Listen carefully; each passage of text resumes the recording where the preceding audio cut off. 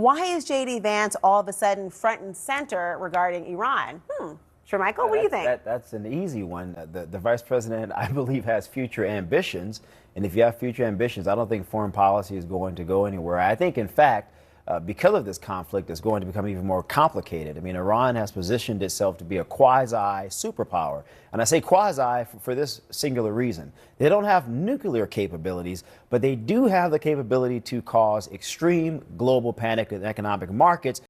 Hey everybody, welcome back to the channel. So glad you pulled up a seat for this one. Tonight we're breaking down a CNN panel where anchor Laura Coates sits down with two sharp voices from opposite corners, Neera Tanden on the left and conservative strategist Shermichael Singleton. And things get real when the topic turns to the war with Iran. What starts as a conversation about who's really steering foreign policy quickly turns into something bigger, because even the conservative in the room admits Iran has muscled its way into a position nobody expected. And by the end, you'll hear the word defeat used about the whole operation. Trust me, you'll want to ride this all the way through, because the strongest line doesn't drop until the final stretch and it completely reframes everything said before it. Before we get rolling, drop a comment and let me know what city or country you're tuning in from. I genuinely love seeing how far this community reaches. All right, enough from me. Let's get into it.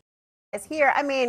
Look, this, first of all, we know it's wrong, full stop. No one needs convincing of this. The point was to be a provocateur. But it feels like a distraction that they could have, at the White House, easily silenced or distanced themselves from. Why not just do that? First, can I just say, you can't teach class. Now, this guy, during the weigh-in process the day before, where they weigh in and, they act like they're going to fight each other, the typical stuff you see in fighting, was throwing up all over himself. Incoherent. So this is a person, to me, that just doesn't have class, and I'm the kind of person that I don't dignify classless people. Just number one. Number two, I think it's important, and I've seen a lot of this on social media, people not understanding, well, what is the racial component of this, people who aren't black, and I'll just briefly explain it. I don't have to tell you this, but I'll just briefly explain it. When you say Michelle Obama's a man, or Serena Williams is very muscular, that was a thing at the top of her career, or even, I'll even get into the Republican politics of this a little bit. Even the former lieutenant governor in Virginia, Winsome Sears, one of the things that she's too angry of a black woman. When you make those types of tropes against them, what you're saying is that they lack empathy. There should be no dignity given towards black women. And how does that translate in terms of culture, care, discrimination? Well, we know what the facts say in terms of medicine. We know what the facts say in terms of workplace bullying, discrimination. These things have had real systemic repercussions for decades. But the thing is, you're very eloquent, obviously. No one needs this lesson, besides people who are pretending not to have had that level of, this is an epiphany for no one. However, the fact that the president has not denounced this, as obvious as it is, why haven't they done so? Because I think, you mentioned the point that the sort of controversy behind this. I think they recognize that there are people within the president's group of supporters who do believe that. Because if there's another clip, I'm surprised they haven't played this at all on CNN. There's another clip of the same guy, and he's asked about the comments, and he actually doubles down. And he mentioned Hulk Hogan and said, well, Hulk Hogan actually really believed this to be true. So he isn't walking this back, and I believe he's not walking it back because I'm sure he looks at his social media like everybody else. And I think there are people that are saying, yeah, I believe this, as crazy as this may sound, to be true, as crazy as the whole No. I don't buy that for a second. You don't think there are supporters who believe that, Laura? No. First of all, you can't be surprised why I would not put sheer ignorance on my screen. It was a gift for context alone to even provide that. Oh, sure. Okay, gotcha. But my point I'm asking is that the President of the United States, he has given pushback to his comments. Even if somebody were to be as asinine in thinking something like that, he pushed back on behalf of the First Lady of France, Brigitte Macron. He spoke out against rumors that have been spread by Candace Owens. He called it despicable. Why not do the same for the former First Lady of the United States? Particularly when you're at the residence she occupied before you did. I think Shermichael is right that he's not condemning them because they're supporters of his who support these comments. That still makes it completely reprehensible. Yeah. What's ridiculous about this whole situation is that, in any other situation, you would expect the president of any party to not just criticize, but fully condemn these comments. And just as a reminder, this is, a celebration around our 250th anniversary. And what this all reminded me of is if our founders looked at this kind of behavior on the front lawn and these kinds of comments, they'd just be like, it's horrifying. And I guess, I think it's just absurd that we're even rationalizing any of this. The president has not condemned racist, sexist, horrifying remarks multiple times. He's not going to do it now because he basically has condoned those views. Let me be honest with you. The thing that gets me about this whole segment is how the panel keeps circling the same uncomfortable truth without anyone at the top being willing to touch it. Shermichael Singleton opens with this line, "You can't teach class." And at first it sounds like a throwaway jab. But sit with it for a second, because what he is actually describing is a culture where cruelty gets rewarded and nobody in power feels any pressure to push back on it. That is the part people underestimate. And here is what really blows my mind. When someone insults a private family member of a foreign leader, we saw a fast, loud defense. When rumors get spread by a certain online personality, we heard the word despicable thrown around immediately. So the machinery to condemn ugly comments exists. It works. It moves fast when the target is politically convenient, which tells you everything about why it suddenly goes quiet when the target is a black woman who used to live in that very house. You have to understand what silence communicates in a moment like this. Silence is not neutral. Silence is a message. And Neera Tanden nails exactly why when she says he basically has condoned those views. That is not an emotional exaggeration. That is a description of how political incentives actually function. When your own supporters believe something ugly and you stay quiet, you are not avoiding the topic. You are protecting it. There is real history underneath this too. The tactic of painting strong black women as somehow unfeminine or too aggressive is not new. It goes back generations in this country, all the way through the way pioneering black athletes and public figures were described in the press decades ago. This is a very old playbook wearing a new outfit, and that is why the panel keeps saying this is not a lesson anyone genuinely needs. Everyone watching already knows it is wrong. The only real question is why the people with the biggest microphone refuse to say so. Well, Neera, one thing that the former DNC chairman, Jamie Harrison, tweeted was Obama's "sue them to hell, go low." Now, I can't imagine that they would do a lawsuit, but the concept here is essentially being more aggressive in one's response to statements like this.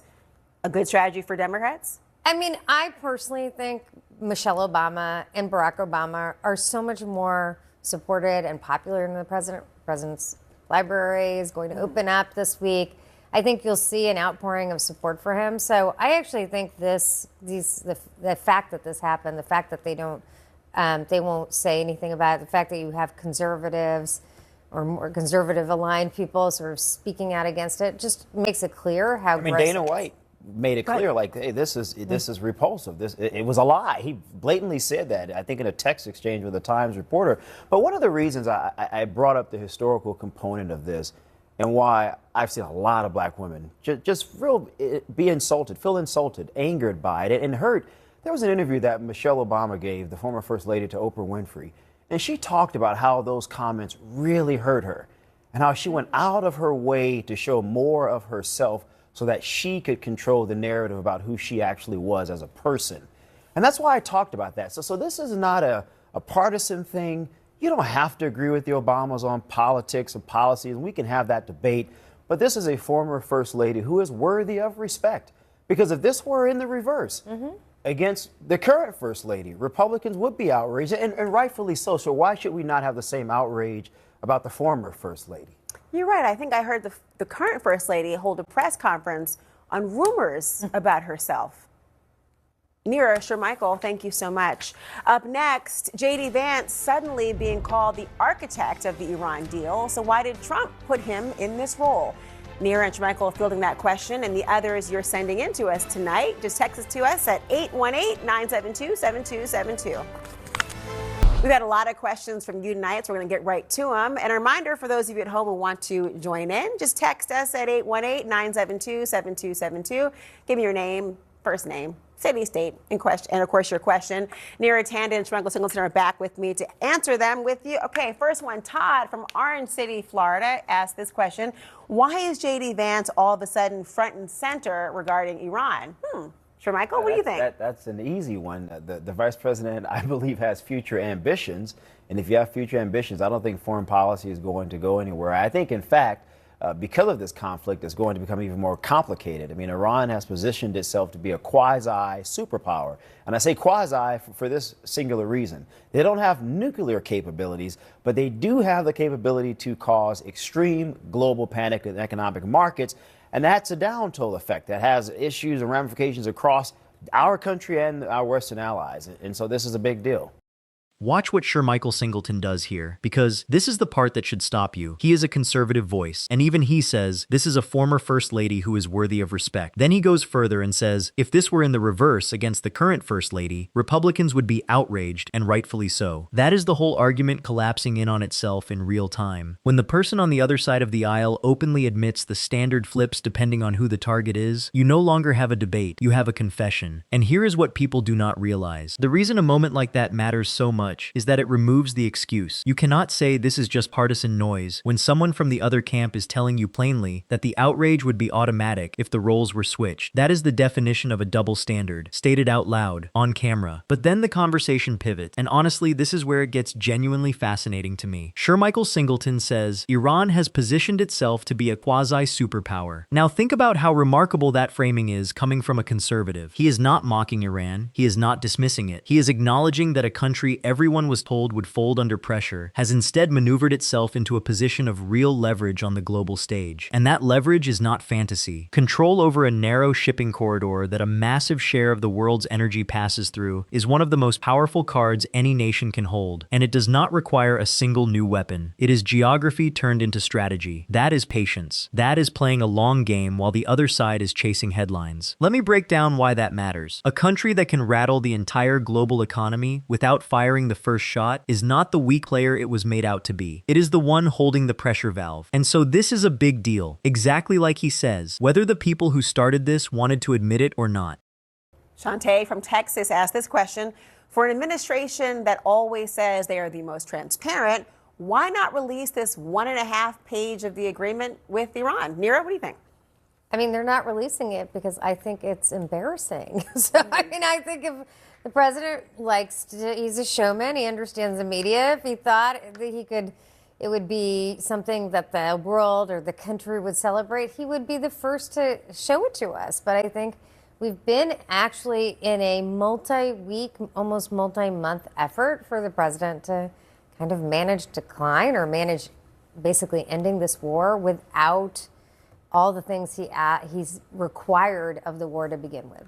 Peter asked this question. Historically, U.S. presidents have been supported by citizens during times of war. Do you think Donald Trump started the Iran war thinking it would raise his popularity? That's a good question. What do you guys think? That is a good question. I don't think so. I think he probably entered into this conflict at the behest of the Prime Minister Netanyahu, who has allegedly wanted to do this for a long time, proposed the Obama administration with strategic plans to do a joint effort. The Obama administration ultimately decided not to do that because of the complexities, the economic potential tolls, the risk on military troops, et cetera. President Trump, I think, perhaps assumed that this could be a lot quicker. And I think we're realizing the Iranians are a lot tougher than we realized. Yeah, I mean, I think the only explanation of this war that makes sense is that the president thought he would win in a week or two. And he did not win in a week or two. The Iranians they are much more resolved than he expected. He expected the regime would topple. He listened to Prime Minister Netanyahu and others telling him it would be kind of easy to do. I think he came off of the high from Venezuela, and it turned out that that was false. And essentially, we have been in a multi-month effort to kind of save face or whatever. But I think when you see the end of this, the Iranians will be stronger. They will have more control of the Strait of Hormuz than they did before. And that's a strategic defeat for the president and the United States. Okay, this ending is where the mask comes all the way off, and I need you to really hear it. Neera Tanden says, they're not releasing it because I think it's embarrassing. Think about the logic there, because it is airtight. If you had a genuine win, a real victory to wave in front of the world, you would put it on the biggest screen you could find. Winners publish. People who are managing a quiet retreat hide the paperwork. The refusal to show a document a page and a half long tells you the contents are not a trophy. They are a receipt. And then Shermichael Singleton, the conservative on this panel, says it flat out. We're realizing the Iranians are a lot tougher than we realize. That is the entire narrative flipping in one sentence. The whole sales pitch was that this would be quick, that the other side was fragile, that it would fold in a week or two. Instead, you get resolve. You get a nation that absorbed the pressure and did not break. And here is what history should have taught everyone going in. Powerful militaries have marched into that region for generations, absolutely certain it would be fast and easy, and they have walked back out humbled every single time. The terrain, the resolve, the willingness to endure, it has swallowed overconfident invaders for as long as anyone has kept records. And then comes the line that seals it. Neera Tanden says the Iranians will be stronger, that they will have more control of the Strait of Hormuz than they did before. Sit with how enormous that is. The stated goal was to weaken them. The actual result is that they walk away with more control over the single most important choke point in global energy than they had at the start. That is not a stalemate. That is a boomerang. You threw the punch and it came back and hit you harder, which is why her final words land like a verdict, a strategic defeat for the president and the United States. And you have to appreciate the honesty of even the conservative side conceding the ground here. When both people on a panel from opposite politics arrive at the same conclusion, that the aggressor came out weaker and the target came out stronger, that is not spin. That is just what happened. Iran read the board, played the long game, and outlasted the impatience of the people who thought this would be simple. That is the whole story. So what do you guys think of this? Leave your thoughts down in the comments. Please like and subscribe, and I will see you in the next video.